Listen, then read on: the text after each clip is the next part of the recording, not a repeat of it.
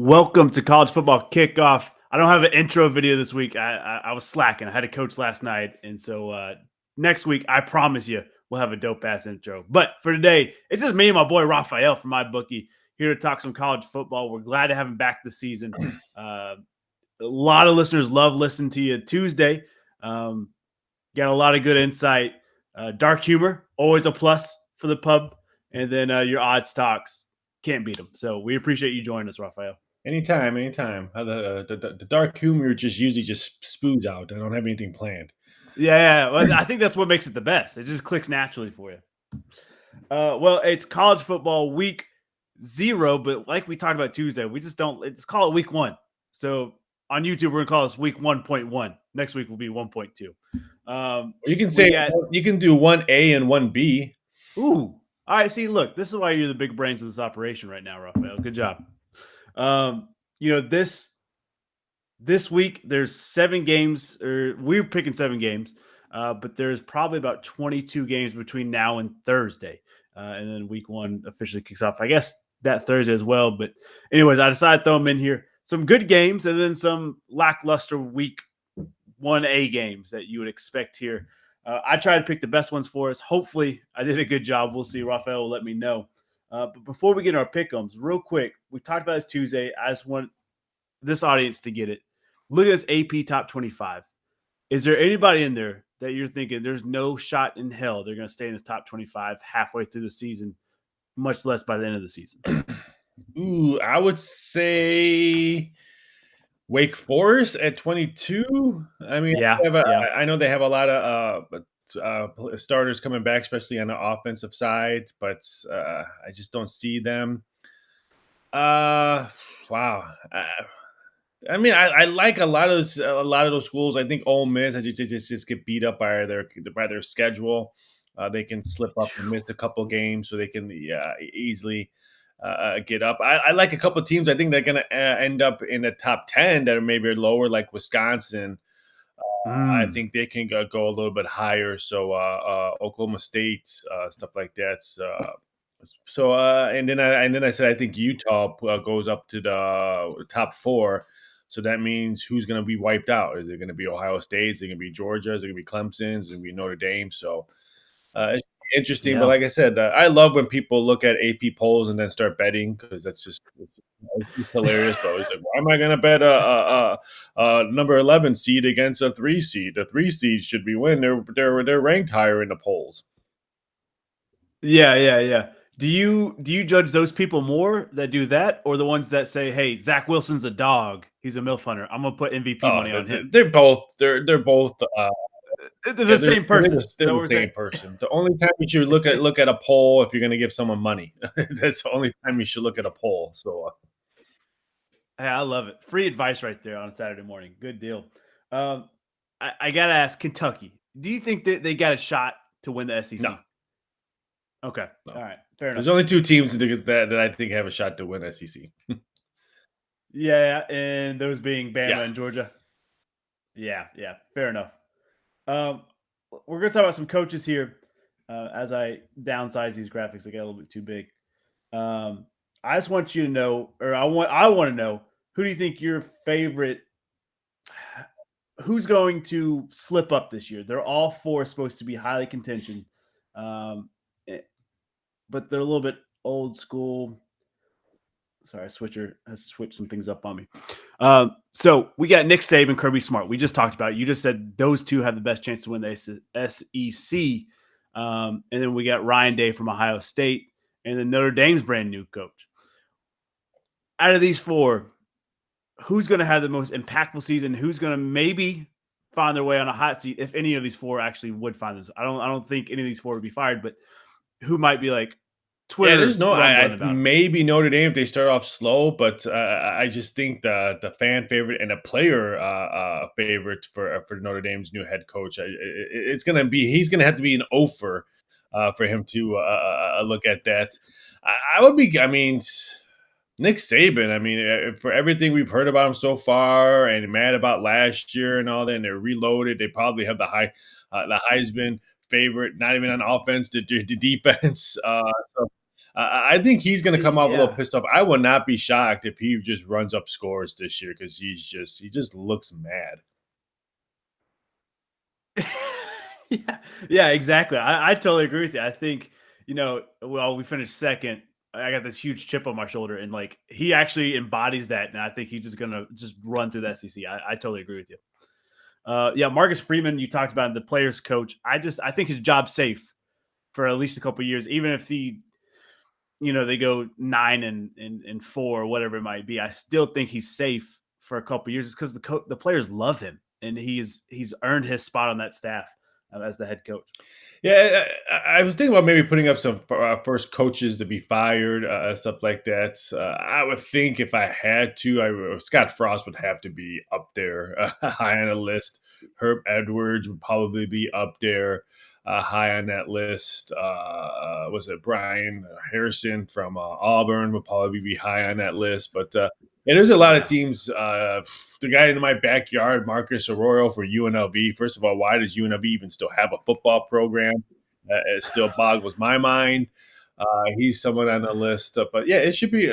If let's say, all right, week 1A. If Northwestern just beats down Right. Nebraska today, does Scott Frost even come back to the States? They just leave No, him in they just leave Ireland. him in He fits Ireland. right into him. I mean, just put a hat on. He's not that tall, so he put a hat on him, and then he can start looking for gold. I mean, so it should be very interesting to see what happens. I'm rooting. I always root for Northwestern, even though they're born and raised in the Chicagoland area. It was the closest school, but Mhm. I'm rooting for it because I never liked Nebraska, even though my close friend of my brother's, Jared Thomas, who used to play for them, played for the Saints, Miami, and the NFL.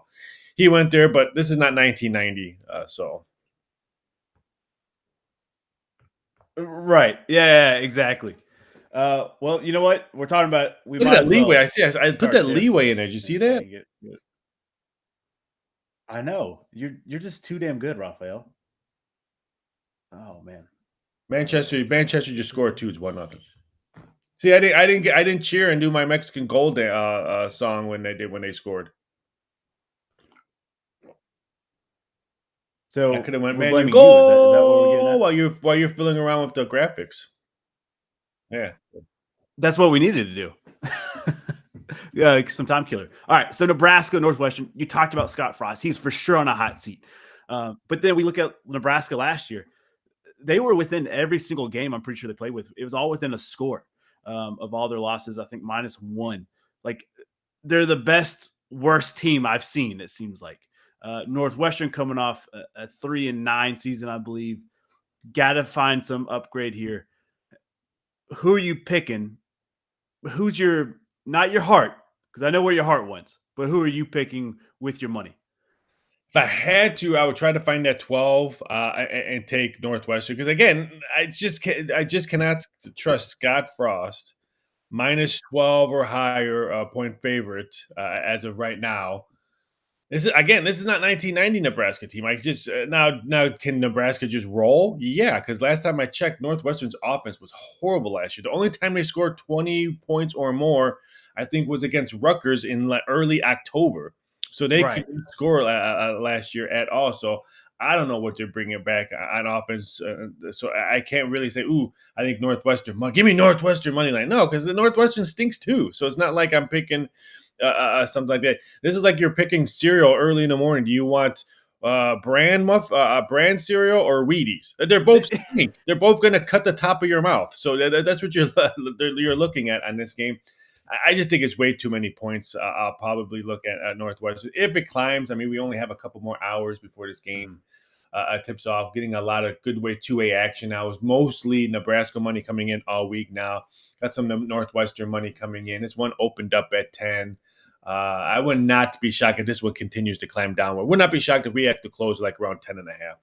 Oh wow, wow! I mean, that's a huge switch because I think at the beginning of the week, you correct me, it was almost like at 15 at the beginning of the week, There and was so some it just kind of 13s out there. I think I yeah. did see 114 from a global book, but yeah, the total has been coming down. Opened up at 54.5. There's 52s.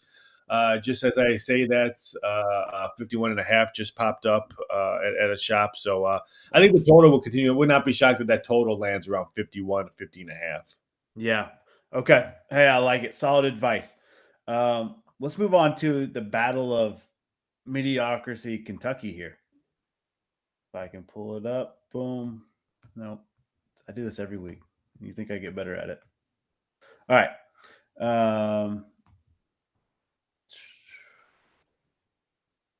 Perfect.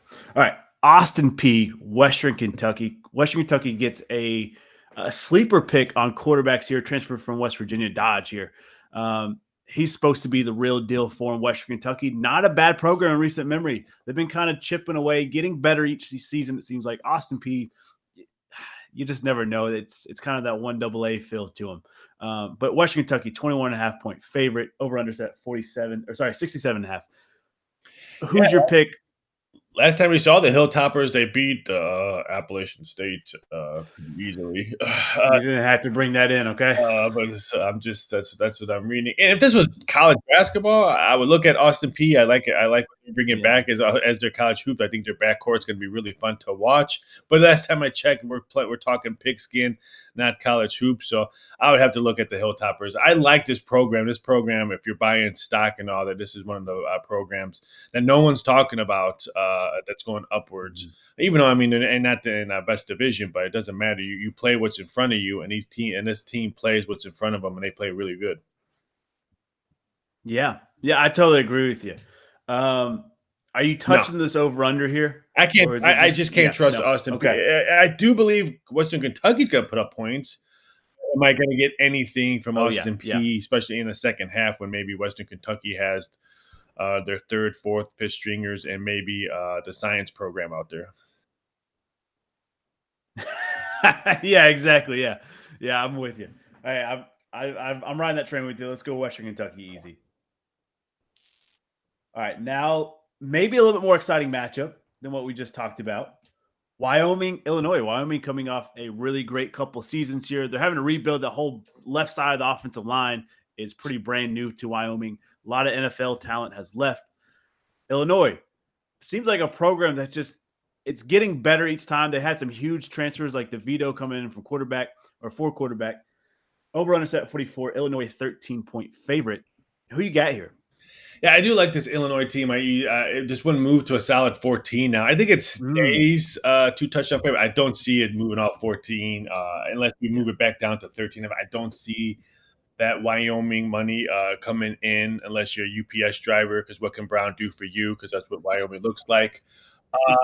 I like Illinois in this one, and looks like a dead under game. I think both teams are going to try to establish the run early, and they're going to be denied. So I think that's why the under is so low. So I would probably take a look at if you can still get. There is a couple 44s out there, but this one closes around 43, 42.5. But I like the Finding Illini. Okay, perfect. Yeah, I'm with you too. I think Illinois, just too much talent. Wyoming has lost too much. I think the Illinois alumni get it done. Alumni. I don't know what I'm talking about. I need more coffee. Nevada, New Mexico State. The Pack feel like it's coming close to their time of maybe creeping the top 25. Maybe not. It's all about strength schedule too. New Mexico State, I'll be honest, I don't know jack about New Mexico State, minus the sick bandit helmets that they have. Other than that, don't know anything. Over under set 50.5, Nevada 9.5-point favorite. What do you got? Yeah, it's a late one. I think this one kind of opened up at 14 and it's been bet all the way down. I don't understand why, because New Mexico State, their only W they had last year was against UMass late or their last game. And that was in football, not college basketball. But yeah, UMass does have a football team. So I just can't trust them. They only scored like 3 points against Alabama, 16 against Kentucky. Just got completely wiped out against the Aggies of Utah State. So I like where this Nevada program, they've been getting some good recruits. And normally they get only just like shining offensive recruits, but lately they've been getting some nice defense recruits and transfers on the D side. I think that's it's going to make Nevada a fun team to watch. They're going to be a well-balanced team this year. Yeah, I'm going to totally agree with you there. Give me the Wolfpack. Do you have the first half? I over can under on find it this for one? you. Okay. Because I'm just curious if you would touch that first half, maybe with it being a little bit later game. I think both these teams coming. I think they're going to start hot. I just don't know what that over under would be for the first half. Team total for Nevada seems it's up to 28.5 now, so that's something you might want to look at. I think Ooh, first half. that'd be a good one. Yeah. Geez, a lot of stuff in here. 17. Oh, I okay. usually tell Okay. people to hold You think off that's on worth it? first because a lot of these games, especially in week 1A, they're holding back on some stuff. They're going to try out some stuff, especially against these two teams where maybe Nevada knows that they could probably easily walk through on this one. So this is almost like preseason NFL. Right. Yeah. Yeah. Fair enough. Yeah. Yeah. Okay. I Yeah. like it. Let's let the science department get out there, huh? All right, moving to Thursday games. We've got Central Michigan, Oklahoma State. Oklahoma State being ranked, we just talked about them. You think they might have a chance to creep up higher in those rankings and maybe make some noise late in the season. Central Michigan, they're a middle of the pack, a team here. The over-under's at 57.5. Oklahoma State, 21.5 point favorite. Yeah, I like Oklahoma State. I think there's something a team you should maybe watch out for. I think they can be a force in the Big 12. Everyone's going to talk about, the two Big 12 teams that are leaving, but don't sleep on the Cowboys. This one opened up at 19, so only a 2-point movement all summer long. Where you just look at Big 12 versus a smaller conference, so you thought maybe you'll see a little bit more line movement. I guess that's for the respect of the Chippewas, but I think if you had to look at it, it's just maybe Cowboys or pass. Yeah, yeah, I totally agree with you. I think there's just too much talent. They if they don't blow them out by at least 21, I think it's a loss on Oklahoma State here. Um, but yeah, maybe I guess the books had a lot of respect for Chippewas. All right, backyard brawl. I'm excited to have this game back. West Virginia and Pitt is getting after it. Pitt is a 7.5 point favorite. Over under at 51.5. Both of these teams have lost talent to the NFL and transfer portals, but they're still top tier programs in the ACC and Big 12, respectively. Yeah, Who's your this is pick? when I'm just sitting back and watch because we've talked about West Virginia. I think they have some nice players coming from the transfer portal. I think they're going to be a lot more impact, especially on the defensive side. And I want to see what Pittsburgh looks like on offense, missing their quarterback. That could be week one quarterback Yeah. just across the street, pretty much in Steel Curtain Town. So I'm gonna this one should be a fantastic game. Probably could be the game of Thursday, but no one's going to probably talk about that because other marquee matchups on Thursday, Penn State, Purdue, whatever, and stuff like that. But I'm excited to watch this game. This one Yeah. should be interesting. I'm going to sit back and watch it. I think the number's perfect. If you're gonna, it's either three or when there's a game like this where two teams have a lot to prove. Pittsburgh showing, hey, we're not going to miss our quarterback. West Virginia saying, hey, you know what, we can play defense and play with the big guys. Three or seven is probably the perfect numbers on this one, and a seven, which I do believe is the great number. I just want to see what kind of line movement comes in, like on Tuesday and Wednesday, to see if we go off that number. Okay. So if this thing creeps up higher, you're for sure Yeah, taking I just don't see it West happen. This Virginia on one it. opened up at 6.5, so Yeah. I just don't see him moving So off it of stayed right there. seven. I would, if we do see another line movement, I would not be shocked if we see 6.5 or 6. Okay. All right. So you're thinking less. All right. Perfect. Perfect. Yeah, I'm with you. I think this is the game that it's going to be slept on, but it's going to be the best game for Thursday night. And we're about to talk about Penn State, Purdue here in a second. But to me, I think this is much closer to your teams getting after it. And like you said, two teams that have a lot to prove. And this is their big stage to do it. And plus, it's a rivalry Yes, match for them. So what better week 1A do you I need than agree. that? All right. Final game here Penn State, Purdue. Penn State, I feel like a lot of people are sleeping on them. You don't hear a lot about, their buzz this year. Purdue, it's not college basketball, like you said, but with Purdue, you never know. They win games they're not supposed to win. They ruin seasons off the gate for a lot of their Big Ten foes. Over under 54.5. Penn State only 3.5 point favorite.